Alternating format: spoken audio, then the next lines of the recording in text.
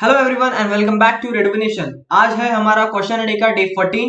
बस एक हफ्ते में हमारा क्वेश्चन डे वाला सीरीज खत्म हो जाएगा और उसके बाद हम कोई नई सीरीज लॉन्च करने वाले हैं जिसके बारे में मैं आपको जल्दी बताऊंगा।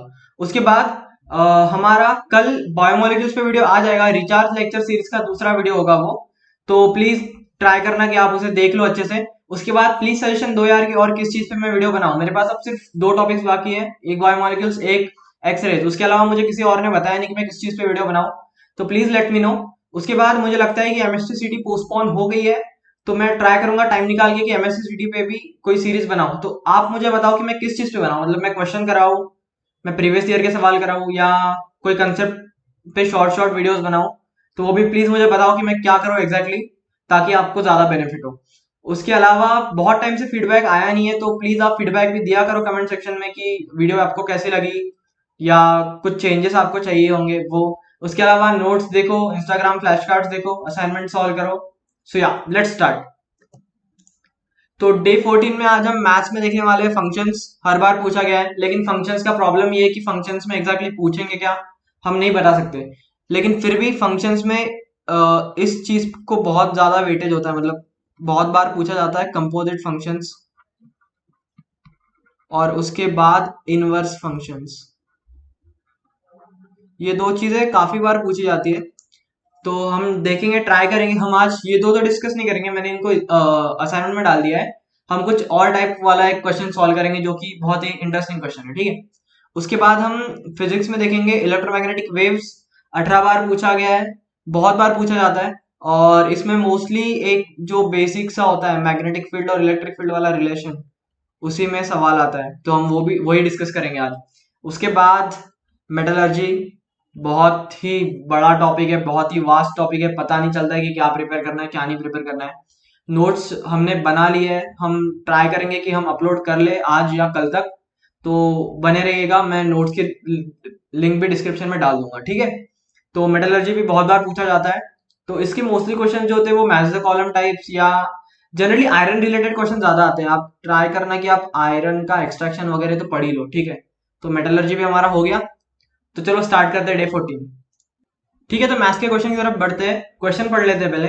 Late f be a function satisfying of x, then f of x y is equal to f of x upon y for all positive real numbers x and y. If f of 30 is equal to 20, then find the value of f of 40। देखो ऐसा type के questions बहुत आएंगे, advance में भी आएंगे, mains में भी आएंगे। बहुत ही फ्रेम बहुत वियर्डली किया गया है ये, लेकिन मतलब सेटिस्फाइंग ऑफ एक्स ऐसे टाइप में लिखा है, लेकिन ठीक है, फिर भी हमको सवाल से मतलब है। तो देखो सवाल में एग्जैक्टली बोला क्या है, बोला है कि f of x y is equal to f of x upon y. देखो अब कुछ ये तो मतलब इसमें तो हम वैल्यूज पुट कर सकते हैं कि एक्स की वन है वाई की वन है, लेकिन कुछ चीजें ऐसी भी होती है जैसे f of x y equal to f of x plus f of y. अगर ये कंडीशन होगी तो फिर कौन सा फंक्शन होगा। तो इसके लिए कुछ स्पेशल फंक्शंस होते हैं जो हमेशा सेटिस्फाई करते हैं उस प्रॉपर्टी को। तो ऐसे सारे फंक्शंस, ऐसे सारे स्पेशल टाइप्स मैंने मेरे नोट्स में लिखे हैं, जाके आप नोट्स डाउनलोड कर लेना www.redomination.com पे, ठीक है। तो आगे बढ़ते हैं। देखो अब इसमें मैं क्या करूंगा, इसमें मैं करूंगा put x is equal to 1। मैं पुट करूंगा x इज इक्वल टू 1, तो क्या हो जाएगा मेरा फंक्शन, मेरा फंक्शन हो जाएगा f of y is equal to f of 1 by y, ठीक है। F of y is equal to f of 1 by y. अब देखो, अब मुझे एफ ऑफ 30 दिया है 20, तो मैं y की जगह 30 डालूंगा। फिर मैं डालूंगा put y is equal to 30। तो क्या हुआ मेरा, f of 30 is equal to f of 1 by 30, which gives me f of 1 is equal to 30 into f of 30 कितना है 20 मतलब 600। तो मेरा एफ ऑफ 1 क्या आ गया 600। अब देखो, अब इसी चीज को यूज करके मैं बाकी वैल्यूज में निकाल सकता हूँ, तो मैं y की जगह 40 डालूंगा। अब बस put y is equal to 40, तो मेरा एफ ऑफ 40 क्या हुआ, एफ ऑफ 40 हुआ मेरा एफ ऑफ 1 अपॉन 40, जो कि क्या होगा 600 बाय 40, जो कि क्या होगा 15। तो मेरा एफ ऑफ 40 आ गया 15। तो देखो ऐसे क्वेश्चंस में ऐसे मैनिपुलेट करना पड़ेगा आपको, एक्स की वैल्यू 1 डालो, वाई की वैल्यू 1 डालो। बहुत बार ऐसा होता है कि दो इक्वेशन बनाने होते हैं और फिर सब्ट्रैक्ट ऐड करना होता है उन्हें एफ ऑफ एक्स में, तो कोई वैल्यू मिलती है। तो ऐसे क्वेश्चन हम ऐसे सॉल्व करेंगे, ठीक है।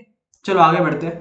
तो ठीक है, फिजिक्स में आज हम देखने वाले हैं इलेक्ट्रोमैग्नेटिक वेव्स। इलेक्ट्रोमैग्नेटिक वेव्स बहुत ही इजी टॉपिक है, और अगर आप इस पे थोड़ा सा टाइम भी दे दोगे तो ये बहुत मैक्सिमम आउटपुट आपको दे सकता है। तो ट्राई करना कि इलेक्ट्रोमैग्नेटिक वेव्स तो अच्छे से कर ही लो, ठीक है। तो कंसेप्ट की तरफ बढ़ते हैं। देखो कंसेप्ट में पहली चीज तो आप छोटी सी चीज याद रख लेना हमेशा कि इलेक्ट्रिक फील्ड और मैग्नेटिक फील्ड, इनकी जो डायरेक्शन होती है वो हमेशा एक दूसरे के परपेंडिकुलर होती है, ठीक है।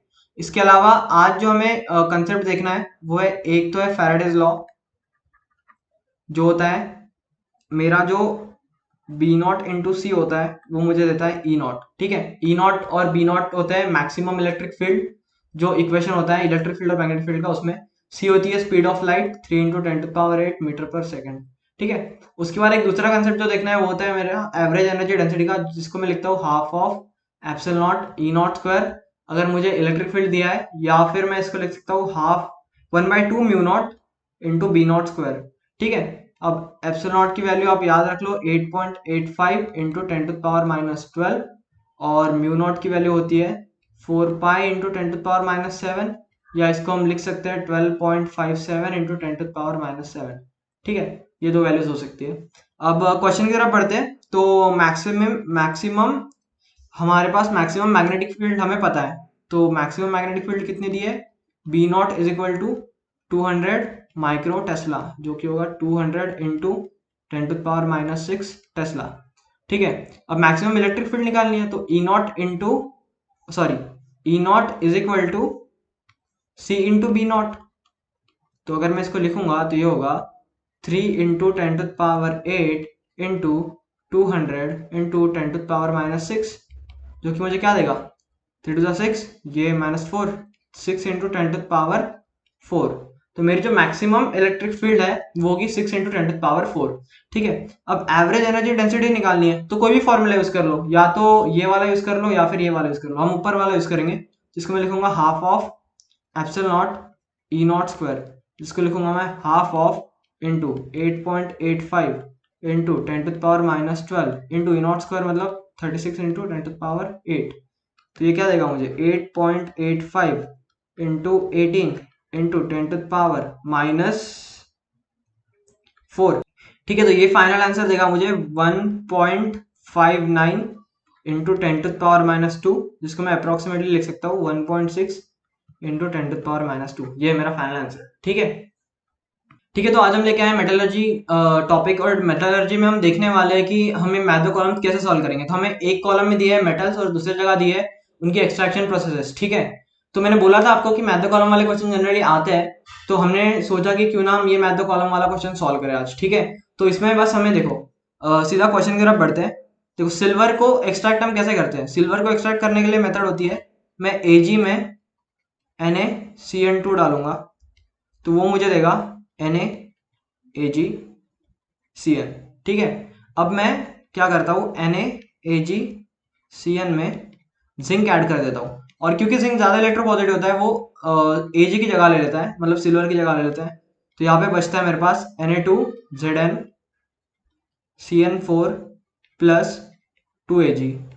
तो यहाँ से हम सिल्वर को एक्सट्रैक्ट कर सकते हैं। इस प्रोसेस को हम कहते हैं साइनाइड प्रोसेस।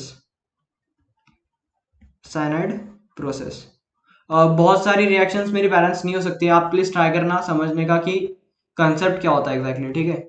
तो सिल्वर के लिए आ गया मेरा साइनाइड प्रोसेस, ठीक है। अब आगे बढ़ते हैं। अब इसके बाद लेड का तो सबको पता है कि लेड प्रोवाइड करता है सेल्फ रिडक्शन, ठीक है। तो इसमें क्या होता है, हम लेते हैं PbS प्लस O2, तो ये मुझे देता है यहाँ पे लेड ऑक्साइड प्लस SO2, ठीक है। अब लेड ऑक्साइड फिर से लेड सल्फाइड को हम गैलेना भी कहते हैं, ठीक है, ये भी याद रख लेना। इसके साथ रिएक्ट करता है, तो PbS plus PbO gives Pb plus SO2। तो यहाँ पे मिल गया हमारा लेड मेटल, इसको कहते हैं हम सेल्फ रिडक्शन। प्लीज याद रखना सेल्फ रिडक्शन बहुत ही इंपॉर्टेंट टॉपिक है, इसमें से सवाल आ सकता है। तो लेड के लिए हो गया मेरा सेल्फ रिडक्शन, ठीक है। इसके बाद मैग्नीशियम का तो सबको पता होना चाहिए कि मैग्नीशियम को हम एक्सट्रैक्ट करते हैं इलेक्ट्रोलाइसिस के थ्रू, ठीक है। हम MgCl लेते हैं, और एक इलेक्ट्रोलिटिक बेड में हम अगर करेंगे इलेक्ट्रोलिसिस का कैथोड और एनोड पे, तो कैथोड पे मेरा आता है मोल्टन Mg, और एनोड पे आता है मेरा Cl नेगेटिव, जो कि यहाँ पे 2 इलेक्ट्रॉन देके स्टेबल Cl2 गैस बन जाती है, ठीक है। और यहाँ पे आता है मेरा मोल्टन mg। ठीक है, तो मैग्नीशियम के लिए मेरा हो गया ऑप्शन फ्यूज्ड सॉल्ट इलेक्ट्रोलिसिस। और आयरन के लिए होता है कार्बन मोनोऑक्साइड रिडक्शन। ठीक है, तो कार्बन मोनोऑक्साइड रिडक्शन क्या होता है? कार्बन मोनोऑक्साइड रिडक्शन में होता है, अगर मैं आयरन का कोई ऑक्साइड लूँ और उसमें कार्बन मोनोऑक्साइड डालूं तो मुझे मिलता है आयरन प्लस कार्बन डाइऑक्साइड। ठीक है, तो आयरन के लिए मेरा हो गया कार्बन मोनोऑक्साइड रिडक्शन। ठीक है, चारों ऑप्शन हो गए। प्लीज ट्राई करना कि आप ये समझ लो।